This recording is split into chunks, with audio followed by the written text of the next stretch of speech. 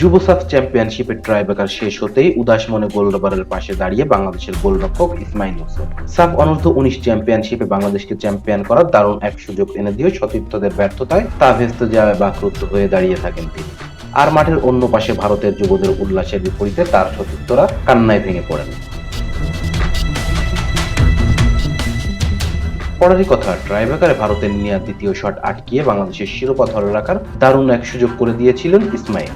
কিন্তু নাজমুল হুদা ও সালেউদ্দিন সাহেব শেষ দুটি শটে গোল করতে ব্যর্থ হলে চ্যাম্পিয়ন হওয়ার স্বপ্ন ভেসে যায়। ভারতের হয়ে শেষ শট নিয়ে পুরো স্টেডিয়ামকে আনন্দ উপলক্ষ এনে দেন অধিনায়ক সিঙ্গামায়ামু শামী। তাতে 4-3 গোলের ব্যবধানে চ্যাম্পিয়ন হয় ভারত।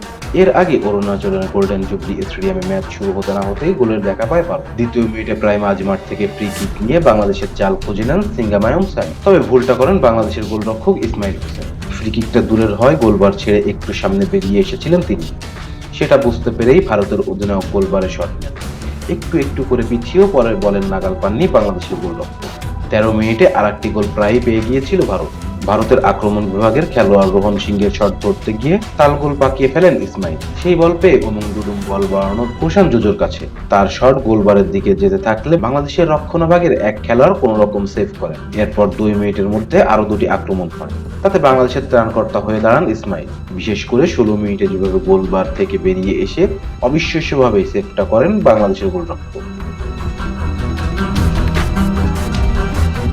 30 মিনিটে গোল শোধ দেওয়ার প্রায় কাছাকাছি পৌঁছেছিল বাংলাদেশ, তবে নাজমুল হুদা ফয়সালের কর্নার কিক থেকে মিঠু চৌধুরী হেড নিলে প্রতিপক্ষের এক খেলোয়াড়ের শরীরে লাগায় বলটা আর জালে যায়নি।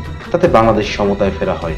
60 মিনিটে দুর্দান্ত এক শট নিয়েছিলেন দেশমালী, তবে প্রতিপক্ষের ডি বক্সের বাইরে থেকে নেওয়া শট কর্নারের বিনিময়ে দারুণভাবে প্রতিহত করেন সুরজ সিং। সেই যাত্রায় ভারতকে রক্ষা করলেও কর্নারের জাল অক্ষত রাখতে পারেনি ভারতের গোলরক্ষক। বাংলাদেশের নেওয়া শট পিছে ভারতের বক্সে শুরুতে বেশ জটলা বাঁধে। এর ফাঁকে গোল করে সুপার সাবে বনে যান বদলিনামা জয় আহমেদ। জয়ের নেওয়া শটটি হাতে লাগলেও গতির কাছে ঠিকই পরাস্ত হয়েছেন ভারতের গোলরক্ষক। দলকে সমতায় ফেরানোর পর উদযাপনটা করলেন দেখার মতো। মাঠের ডান প্রান্ত থেকে এক চক্কর দিয়ে বাঁ প্রান্তে এসে মুখে আঙুল দিয়ে দর্শকদের চুপ থাকার ইঙ্গিত করেন জয়।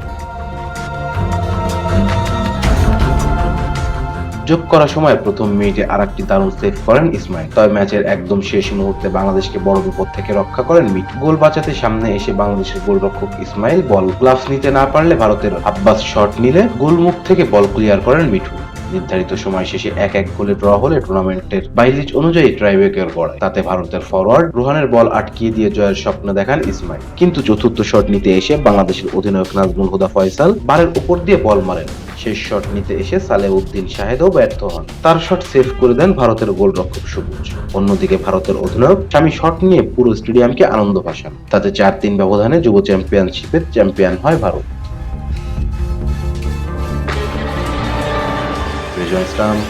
Sports.